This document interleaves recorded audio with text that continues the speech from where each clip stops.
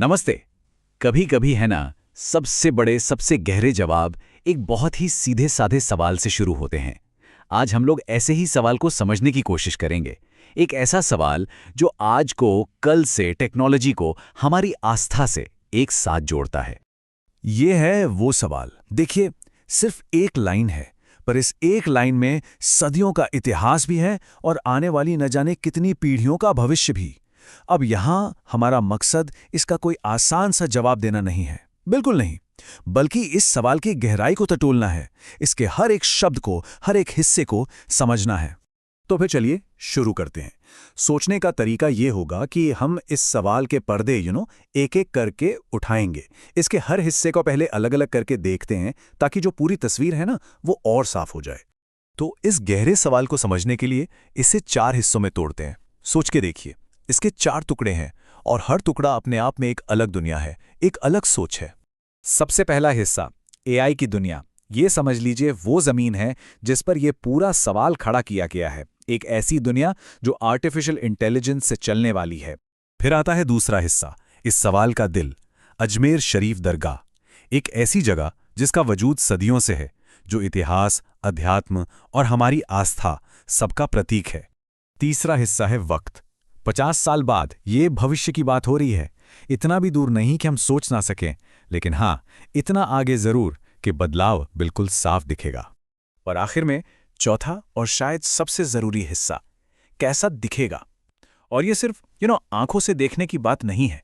ये सवाल अनुभव का है, एहसास का है, अस्तित्व का है।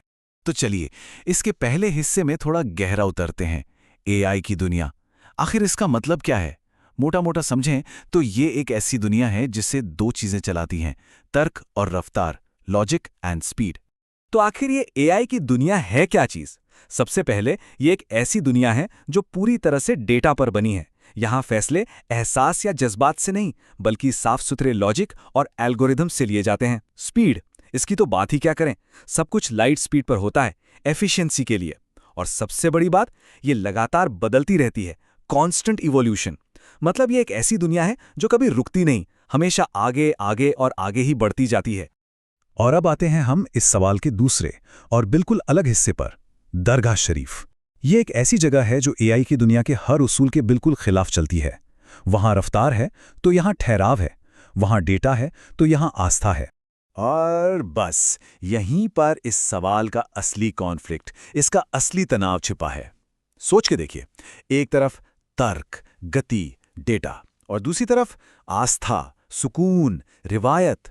तो सवाल ये उठता है कि जब ये 2 बिल्कुल अलग थलग दुनियाएं आपस में टकराएंगी तो आखिर होगा क्या?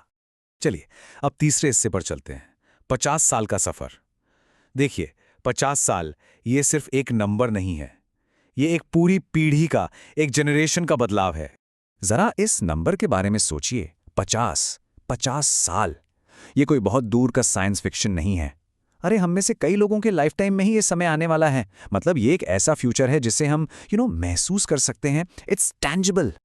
और ये बदलाव आएगा कैसे? देखिए, आज हम जहां खड़े हैं ये हमारी बेसलाइन है। यहां से एक पीढ़ी आगे जाइए तो छोटे मोटे बदलाव साफ नजर आने लगेंगे। लेकिन 50 साल बाद, तब तक दुनिया शायद बुनियादी तौर पर ही बदल चुकी होगी, फंडामेंटली ट्रांसफॉर्म्ड। तो अब जब हमने इन सारे टुकड़ों को अलग अलग करके समझ लिया है, अब वक्त है इन सबको वापस जोड़ने का। और जानते हैं क्या होता है जब हम ऐसा करते हैं? वो जो एक सीधा सा सवाल था ना, वो अब कई और गहरे और जरूरी सवालों में बदल जाता है। जैसे इस पर सोचिए, क्या इमारत खुद सोचेगी? मतलब क्या एआई सिर्फ दरगाह के आसपास उसके मैनेजमेंट में होगा, या उसकी दीवारों का, उसके आर्किटेक्चर का ही हिस्सा बन जाएगा? क्या वो बिल्डिंग, वो स्ट्रक्चर हमसे इंटरैक्ट करेगा? और अगर हाँ, तो क्या इसका मतलब ये हुआ कि वो वहां आने वालों की दुआओं को समझेगा या फिर सिर्फ प्रोसेस करेगा? और फिर ये दूसरा सवाल, वहां जाने का जो अनुभव है, जो एक्सपीरियंस है, वो कैसा होगा? वो जो सुकून मिलता है, वो जो अध्यात्म का एहसास होता है, क्या टेक्नोलॉजी से बढ़ा देगी या कम कर देगी? क्या लोग दुआ के लिए हाथ उठाएंगे या किसी स्क्रीन पर टैप करेंगे? और अगर ऐसा हुआ तो क्या उस एहसास में, उस नीयत में कोई फर्क आएगा? और फिर आता है सबसे बुनियादी, सबसे बड़ा सवाल, क्या आस्था और एल्गोरिदम एक साथ रह भी सकते हैं? क्या ये दो बिल्कुल अलग दुनियाएं शांति से कोएग्जिस्ट कर पाएंगी? क्या ये एक दूसरे को मजबूत करेंगी या एक दूसरे को कमजोर? क्या टेक्नोलॉजी आस्था तक पहुंचने का एक नया जरिया बनेगी या फिर आस्था को ही एक प्रोडक्ट बनाकर रख देगी? तो देखिए, हम घूम फिरकर वापस उसी सवाल पर आ गए हैं जहां से सब कुछ शुरू हुआ था। लेकिन अब ये सिर्फ एक सवाल नहीं लग रहा, है ना? अब इसके अंदर भविष्य की टेक्नोलॉजी है, सदियों पुरानी परंपरा है और इंसानी अनुभव की पूरी गहराई भी शामिल है।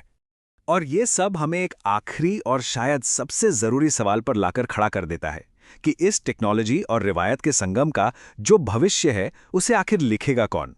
क्या टेक्नोलॉजी खुद अपनी कहानी लिखेगी या परंपरा को संभालने वाले लोग इसे लिखेंगे या फिर हम सब मिलकर इस भविष्य को लिखेंगे? इस पर सोचना वाकई बेहद जरूरी है।